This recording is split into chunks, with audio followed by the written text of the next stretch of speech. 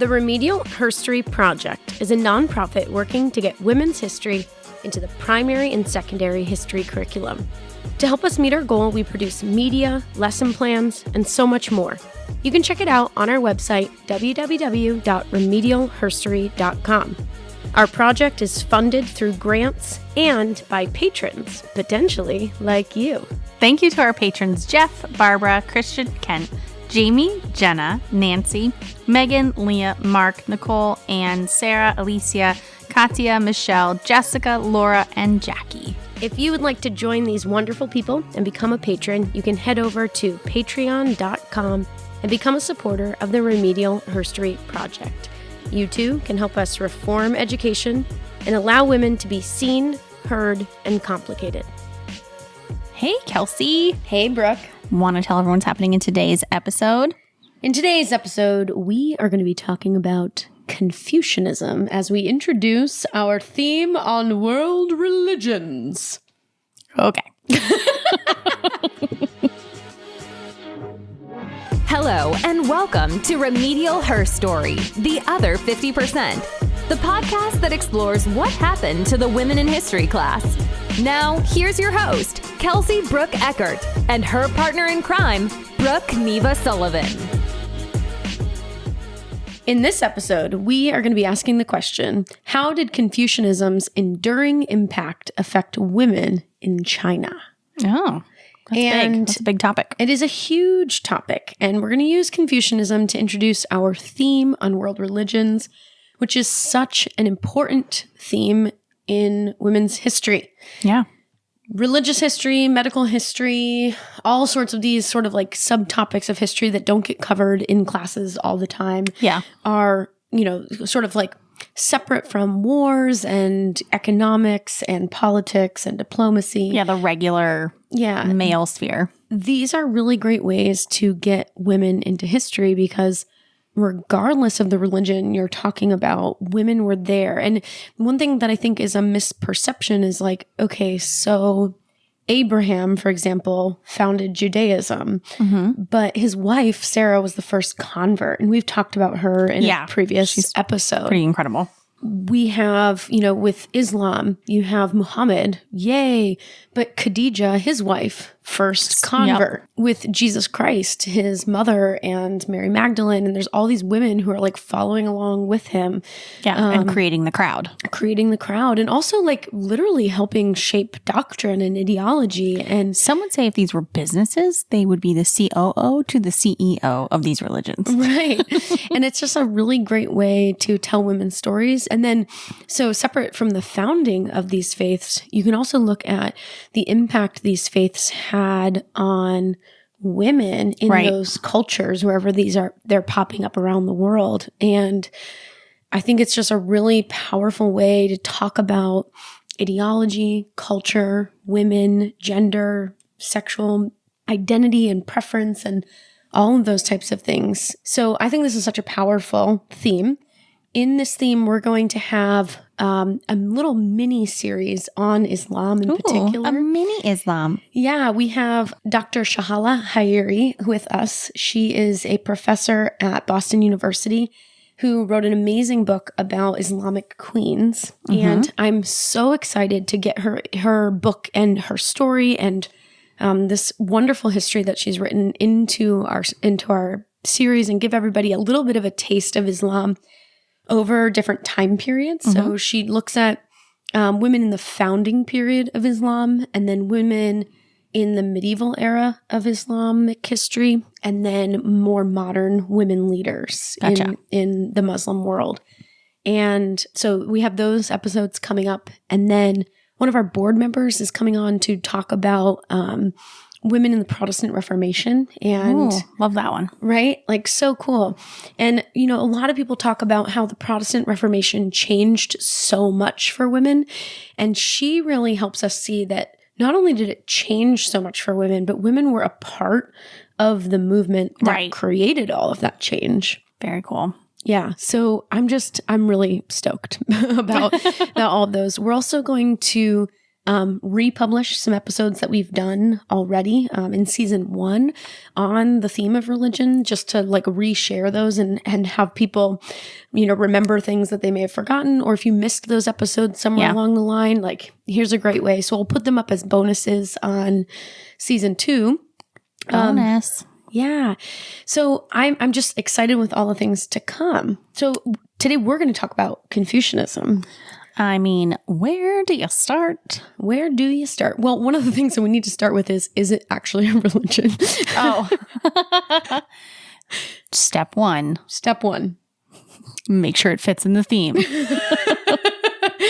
So this is a big debate. And some do tell. Who's debating? Well, like historians, and some people think it's either a philosophy or a religion. And that I could see why that makes sense. It's because it's not, well, they might have like Confucius, for example, the founder of Confucianism. He's considered sort of like a spirit, not like a god or a prophet or something like that. Yeah. And he's like very much considered a real man who lived. Right. And there's like historical record to back that. Okay. So he's not like Jesus, where people are like, no, he was the son of God on earth. Like that sort of like thing. A mythical creature. Or God himself, or, whatever the various sects believe. So that's kind of controversial. And then, but it's more of a ethic, a way of life, a way of being. He was kind of like the first self-help book. In some ways, yeah. But also like a society self-help book. Like this is how we should live. Be and govern. Yeah. So I think for our purposes in trying to tell a women's history, to ignore Confucius and his impact, the impact of Confucianism on the society at large, it would be wrong. Right. And then secondly, the impact of Confucianism on Chinese society at large is very similar to the impact that Christianity, Judaism, Islam, and other religions, Buddhism, Hinduism, other major world religions had on their region, and especially in the way that it impacted women and their status in the society.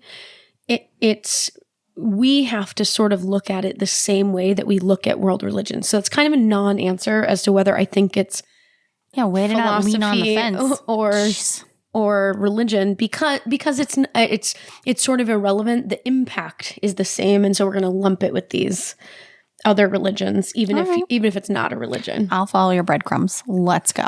Okay. So, Brooke, you seem to know some things about Confucianism, which is very impressive. Well, don't quiz me, but sure. Okay. Well, Confucianism has existed for about 2,500 years. So you can date it around 5,000 before Common Era, BCE. Right. So I equated it before we started recording to Socrates, same like relative time period, yeah. So Socrates is like ancient Greece, which is around the founding of Rome, which is around the same time. I took a course in college that did all of like the different philosophies of education, and Confucianism was in the mix with Socrates and like Montessori and a few others. Yeah, totally. So it's an ancient Chinese belief system, and it focuses on the importance of personal ethics and morality. So people debate it, whether or not it's a religion or not, and we're sort of just not engaging in that conversation. Put it down. Put it down. If you have it in your mouth, put it down. So Confucius is the philosopher who recorded all of these ideas. One thing that's really interesting is that he is not necessarily the original author. He's not the idea man. Some people think that all he was doing was really just writing it down. Record keeper. He's the record keeper, more like secretary. Yeah, like a scholar. I mean, he's saying these are things people are talking about, and I'm recording it. Yeah, I'm recording our time period, which is interesting because I had always assumed that it was his own ideas. These are his thoughts. Hey, put his name on it. Well, yeah, more people put his name on it for him. Don't put your name on the paper and pass it in. You'll get credit. You'll get credit, buddy. Okay, so some people think he's a record keeper. Some think it's his general ideas. I think most people think he's a record keeper. So he's the first court stenographer of that time period. Got it. Yes. The main idea of Confucianism is the importance of having a good moral character. And if you have a good moral character, then you can then have this like positive impact on the world around you. And that will create sort of like a society or community-wide harmony. And it's a really, in some ways, it's a very beautiful philosophy. Of like a utopian society. Yeah, and this emphasis on everybody coming together and more communal rule. And you can see how centuries later, this could lend itself to an ideology like communism, and the two could like blend well together. You just leapfrogged that. Oh yeah, jumping way ahead. Millennia, in fact. You want to go for socialists? But you could see how some of those ideas of like, we're all going to have this like, we are going to take personal responsibility for the collective. Yeah. Might later lend itself to some of those ideas. He believed in the importance of education in order to create the virtuous character of the citizens. And so I think that's really powerful. And when he was speaking, he was typically speaking of all, not just men. No, he means men. We'll talk about that later. Yeah, he's a man of his time. Let's be very clear. See the shock on my face. One of the things that leads to this sort of like male-centric idea is the emphasis in Confucianism on filial piety, which is devotion to the family. And this is really crucial to Confucian thought. Devotion can take form in like ancestor worship. I don't know why this comes to mind, but do you remember the movie Mulan and how... I remember the movie Mulan? We're finally talking about a topic I know. How they go and they pray to the ancestors. Which scene? All of the above, when they get mushy. I think it's Mushu. Anyway. Oh, now who's watched the movie? Me. So anyway, that's sort of an example of that ancestor worship and valuing and wanting to honor your ancestors. Those who came before. Yeah, those who came before. And lead in their honor. Yeah, absolutely. Don't bring dishonor to our home. Exactly. Sorry. Should we do a whole episode on Mulan? Yeah, maybe. And its historical facts. Mulan, by the way, I have to say this as a historian, is probably not a true story. It's more like mind blown. It's more like a cultural story that's Let's told. not start attacking Disney. Okay. Well, it wasn't Disney. It's a story that's been told in Chinese history over and over and over again through centuries. Moana? Okay, Moana is not even Chinese, so you're just throwing stuff. I just need to know, is Cinderella real? Did she exist? Probably not. Snow White. Okay. Let's go down the list. I regret bringing up Mulan immediately. Okay, so submission to parental authority is another way that filial piety can manifest. So really listening to, and I think this also speaks to respecting your ancestors and those who came before. So when your parents tell you to do something, respecting that. Yeah. And, this is really, I think, different than in our society right now, because there's so much. When you say ours, like American culture? American, Western, modern culture, because modern culture in China still, I think, has a lot of these ideologies embedded today. Yeah. And what I think is so different is just the value that we put on youth in our culture. Like we almost revere them and they're like dumb. They're young and dumb. And, all these like wonderful, wise people who've lived long lives and might have something to say are sort of like, oh, yeah, but you're old and whatever. Like, have you ever seen that movie with Jonathan Taylor Thomas where they put the old people out on the ice raft and push them out to sea? No. It's horrible.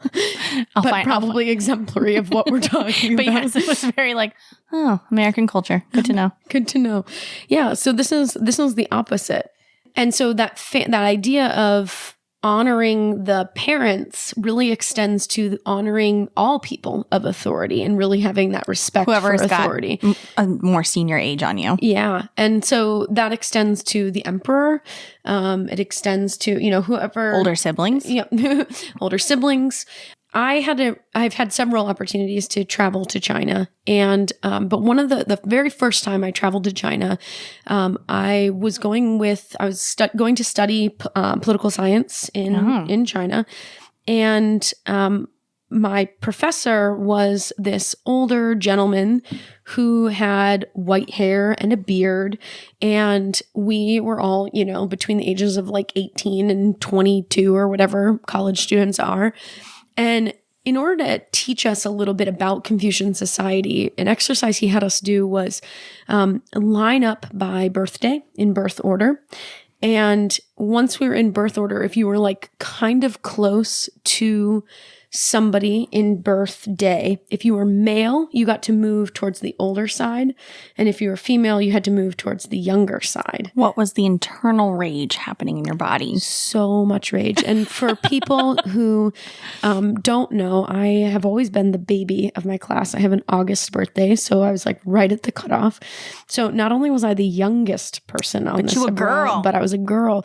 Actually, no, I think I wasn't the youngest. I think I was second youngest, but some boy got put ahead of me, so I became the lowest rung. The lowest on the totem pole. And he had us turn and look to the people that were older than us or more more powerful in Confucian society. And like, these are the people that you should be looking up to and respecting and honoring. And then look to the people younger than you. And of course, I'm looking at no one because there's no one Dead air for Kelsie. There. But these are the people that you should be protecting and taking care of. Oh. And so I think that's partly why, the male students were moved up in rank because of that emphasis on protection. And interesting. Yeah. So, and that's just a silly exercise that somebody could do with students to help illustrate this difference. But I think it also is a way in society to show rank to some extent. But even, I would argue that like even mothers of households, if the father's not around, like the firstborn son often like outranks, and the mother. Yeah. That's true in even British societies. Yeah. It was interesting even just traveling through China and seeing it in practice. Wherever we went, my professor with his white hair and his blue eyes and his big beard, he was a celebrity. And people, and if you are white or African American or you definitely Indigenous stand out. American, you stand out in Chinese society. And so we all stood out like sore thumbs. I remember one point I was walking down the street with my friend Ingrid, who's from Ghana. She had dyed her hair red. So she's like very dark and got red hair. And my friend Rachel, who is about 6 feet tall, blonde hair, blue eyes. And I have, for those who can't see me, I have curly brown hair and green eyes. The three of us were like a walking spectacle, and we were constantly asking, people were asking to take selfies with us and things like that, which was very weird because I'm like, I'm not a celeb, like I'm not even cool. Yeah. Just your average white person. Just white. So anyway, that said, whenever we were with our professor, he was the lead attraction and everyone wanted selfies with him. Oh, sure. Old white dude with a big beard and just like, looked the part that they were looking for. So, and that they would revere. So those are just silly personal illustrations from my experience that as an American, as a Western person, I was like, this just feels different. And to some extent, I think our culture is so far the other way that it's almost hard to appreciate how important it would be to respect our elders. Just think about like people older than you in the grocery store line.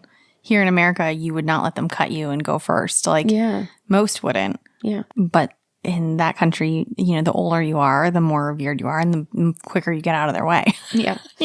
Yeah. So, yeah. Absolutely. So Confucianism is incredibly influential in Chinese culture. And at various points in Chinese history, it comes it never really goes out of fashion per se, but it has greater emphasis at different points under different dynasties through Chinese history. Hey, Kelsie, I don't think our listeners know about the new upcoming project that we're working on. Which one? The video series. Oh, the video series. That's awesome. I know. So I thought we could tell them a little bit about what the project is, how it's funded, and what the purpose is. Well, We are producing a video series, 25 episodes on U.S. history, 25 episodes on world history. And the point of these is to provide teachers who don't know women's history with like a 10-minute video that they could play for their class. So say you're teaching a lesson on the American Revolution. Here's 10 minutes about women in that time period. Amazing. And it could be a foundation that you can springboard from and do something really cool on those women. And these videos are, yes, you, but they are fully scripted. You can look at the scripts. They're nicely edited with some really great content. Yep. They're vetted by historians, 2 PhDs, at least in history. So, people smarter than me. But they're going to be free, and they're on YouTube. And they'll be on YouTube. They also have a comedian from Hollywood who is helping to make them funny. So it's, because I'm like kind of boring. No, very funny. But that's awesome. So they're really engaging and they're really cool content. So more to come there. So we have those coming out. And those are funded through grants? Through our patrons. Okay. So their, contributions to us through Patreon are supporting that project. And then we also have a lot of people that have been donating through Instagram, Facebook. We have a Venmo account. You can find us there. That's awesome. And they're making those contributions. So yeah, it's an amazing thing. And if this is something that you're like, yes, that's what teachers need, every penny helps because it is a really expensive project. So. Yeah, totally. And we had a match donor for a while there too, which is really cool. So definitely if you're interested in those, feel free to donate. You can donate right on our website, Instagram, and Venmo. Yeah. Which is awesome. Great work. I'm excited to see the rest of those videos. Oh, Brooke, thanks for your support of the project. Awesome. So I want to talk a little bit about Confucius the man. And I promise we're going to get to women's history in this, but I think... Yeah, where are we? So Confucius the man came from a family that was aristocratic in his time period. He lived around 500 BCE. Okay. So he could read, write, had some money, roof over his head. Yep. Paper to write on. Yep. In Chinese history, he was born during the spring and autumn period, which was approximately 770 to 481 BCE. Remember, the numbers go down when you're in that. It's weird. Don't worry. Yeah, remember that one, guys? He lived in Lu, which is a regional state in eastern China, which is now the Shandong province. Confucius's father had 9 daughters in an earlier marriage and 1 son that was disabled. So when Confucius was born to a much younger wife, he became the only real heir to his father's wealth. He dies because he's much older. I mean, he's already had 9 kids, so he's an older man by the time Confucius is born. And so Confucius is basically left with 9 half-sisters and a disabled brother and this like really young widow who has no idea, So he was pretty candid in his writings about his family background.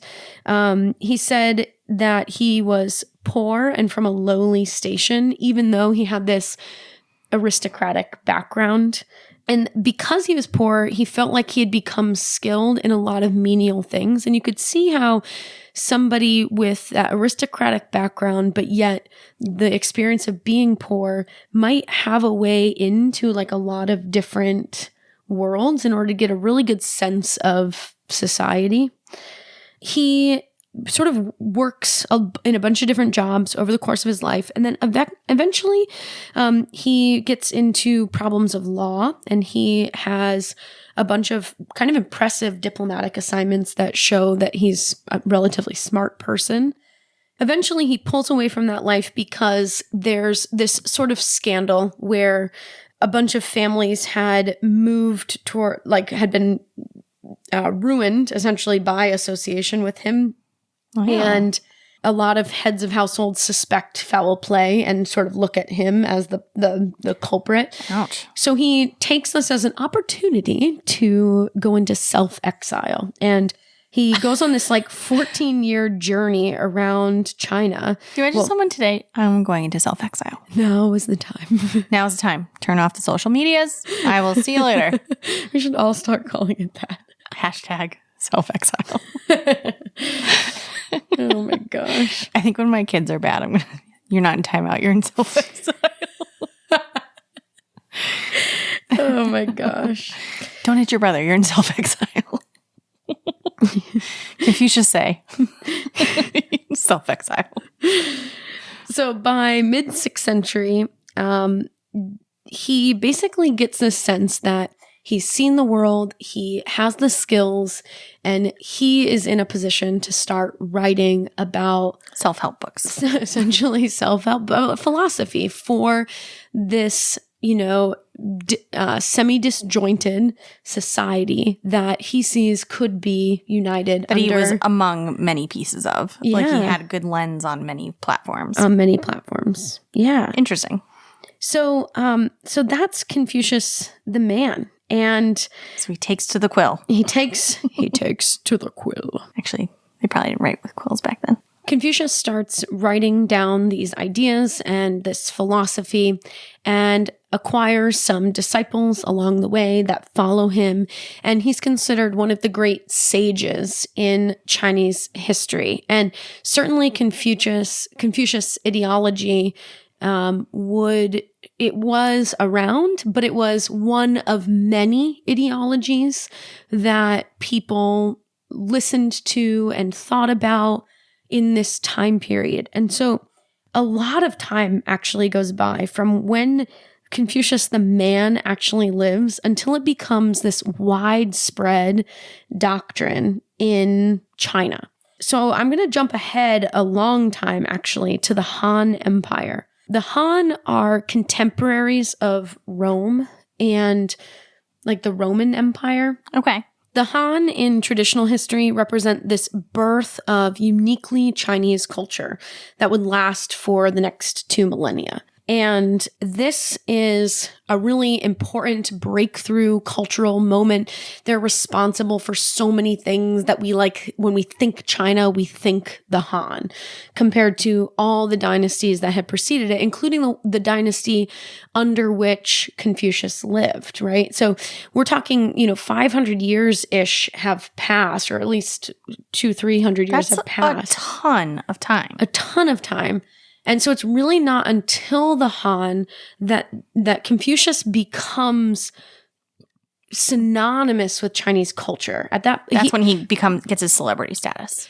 Because they decide to adopt Confucianism as a practice. The philosophy of the empire. So we always have to ask, okay, so this is I love these moments in history as a history teacher because it's like, watch out, nerds. Oh my God, this is like the best. So it's like, wow, breakthrough moment, cultural development, everything's progressing. The Han, they're amazing, blah, blah, blah, blah, blah. And then you say, but wait, was it amazing for women? Snap. And the answer, folks, is not really. I'm shocked. Surprise. Now. Darn. The Han adopted Confucianism, which emphasized moderation, virtue, filial piety, which we talked about before.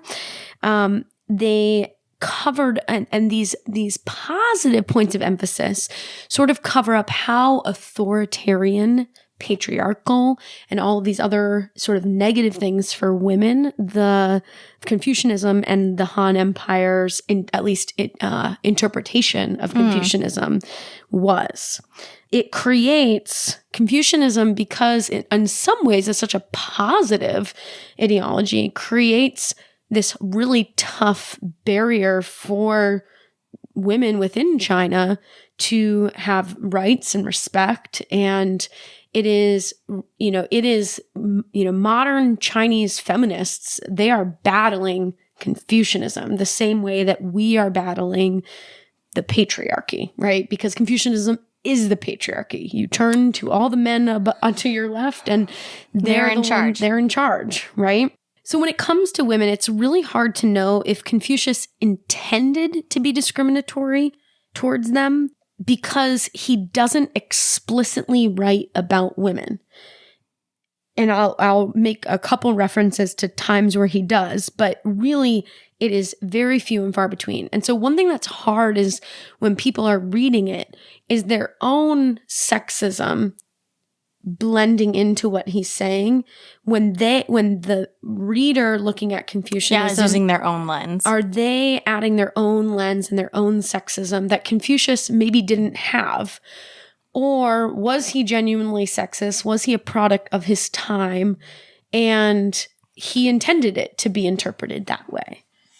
Regardless of what his intentions are, in Chinese culture, Confucianism and sexism are intertwined. They go together. Confucius basically ignores the existence of women in his writing. For example, at one point... Right. This is bizarre. At one point, 10 ministers come to see the king, and Confucius states that 9 people came. One of them was a woman. And we know that one of them was a woman because it's like mentioned in there, but she's not acknowledged as a minister. And so when people look at this... I can't. It's really unclear, like, why he's neglecting acknowledging her. Is he commenting on the fact that it's unusual, right? Like 1 out of 9 is a woman, bizarre, right? And so he's sort of calling, like, is he sort of saying, okay, 9 ministers came and this woman came along too, and she was a minister, and how amazing, there's a woman minister. Or was he saying, like, 9 ministers came and I'm going to completely ignore the fact that one of them was a woman? You know, why can't the history just be like, there was this badass woman and a couple dudes? Yeah. Like, why?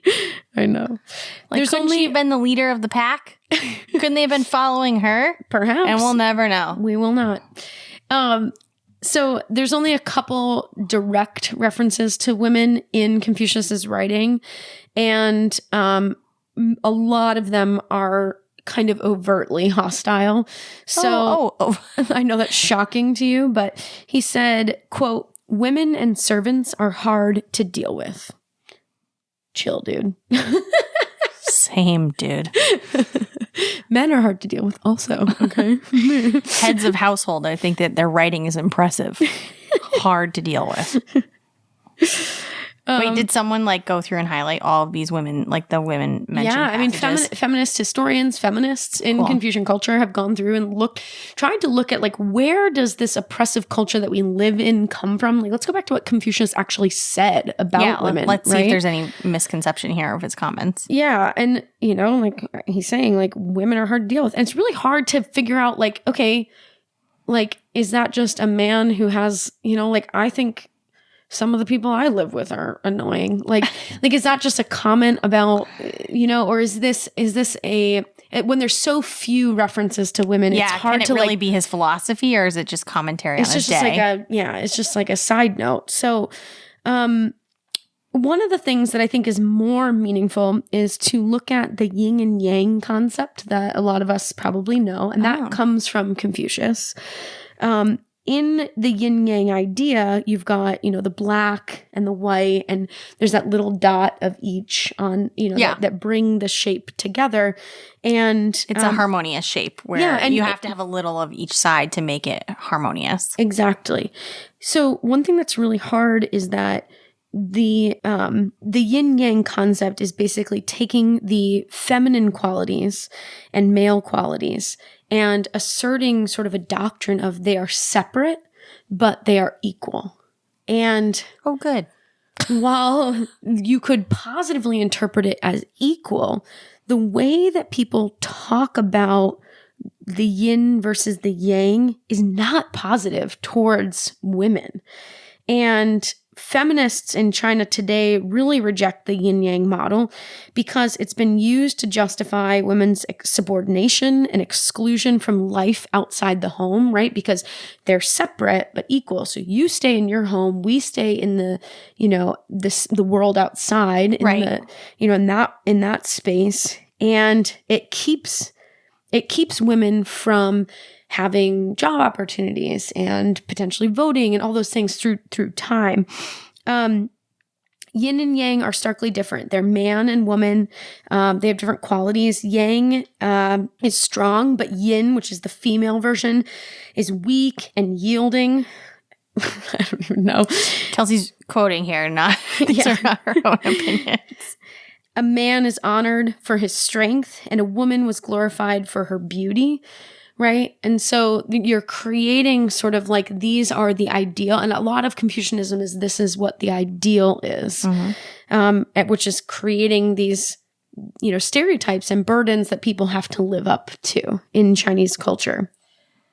Confucian philosophy meant that women lived pretty subjugated lives. Women could not earn money outside the home and were expected to leave their family to join their spouses when they married. So this is, I think, really different from our culture where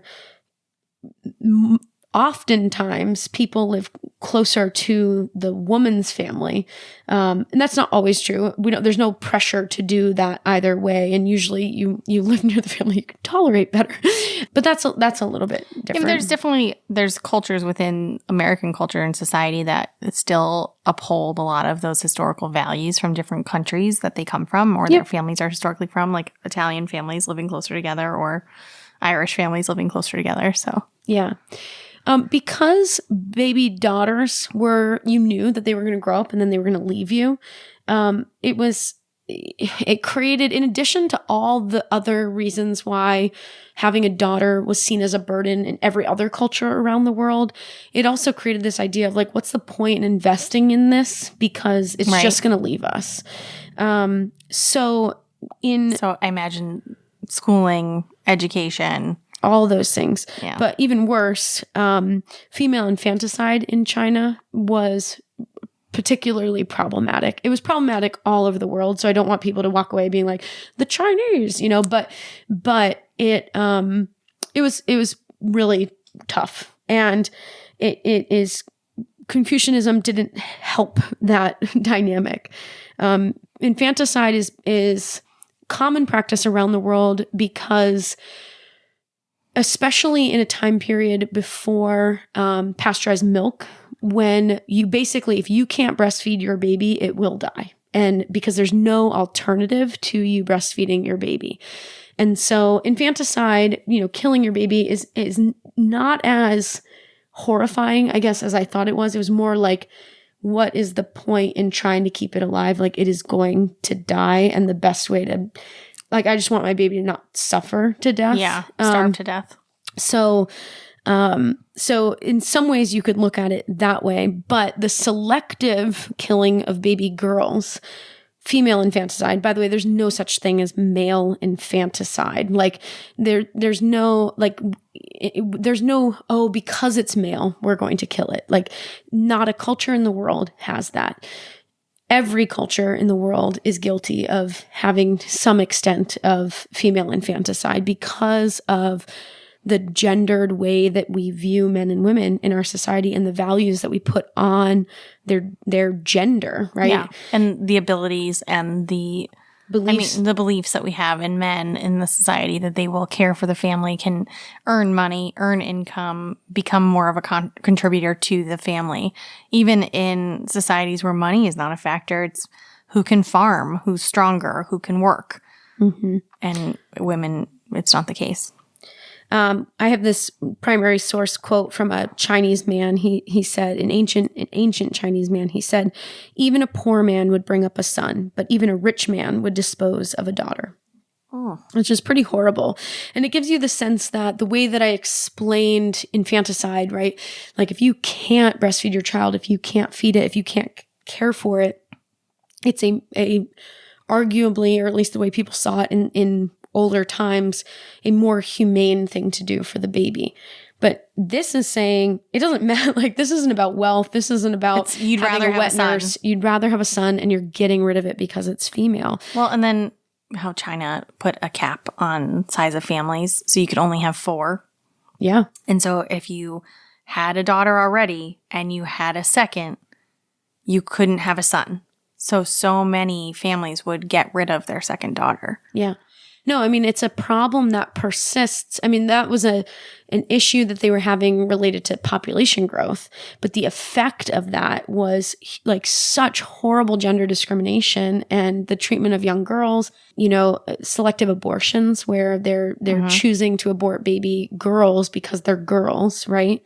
So so you're seeing what you're talking about is 2 millennia later, the same ideology impacting this same culture. Not to mention that it's been proven that the male sperm is gender identifying, but whatever. Let's not castrate them. Let's make girls get abortions. Han women had no control over who they married. They had to live with their spouse's family, who selected her as a strong mate. So they're like, okay, we want that one. It's just sort of bizarre. Like cattle. The proverb is, a boy is born facing in, a girl is born facing out, because she's going to leave the family one way or the other, which is hard in a society that values filial piety, values loyalty to your family, right? If you have a daughter, she's not going to be loyal to your family. She's going to be loyal to someone else's family, right? Because that's also the pressure that society puts on her. Maybe she wants to be loyal to her family. She doesn't really have a choice. Yeah, out you go. Out you go. So this is a really tough landscape. Tough. It's like mountain on mountain on mountain. Like, hey, girl, you want to grow up in this society? I'm good. That looks a little rough. Mm-hmm. Like, how did women even survive? Right. I mean, in some ways, you're talking about basic survival. So a couple centuries later, there's a woman named Ban Zhao, who we have talked about on the podcast before. And so if you didn't listen to that episode, it would be a really good one to go back to. She's the first female historian in world history, although she technically doesn't get that credit because she was completing her father's work. And we explored her and her impact on Chinese culture. Right. And she, by no means would modern feminists be like, yeah, Ban Zhao, because she sort of redefines Confucian ideology to create space to educate women. Because like you were talking about, what's the point in educating your daughter if you're just going to send her off? And essentially the idea is like, well, if you're going to send her off, you want her to be prepared for whatever she's about to go off. Yeah, so she's going to be a good support to the family. A good representation of your family. Right. So we do have that episode out for people to listen to because she's really interesting.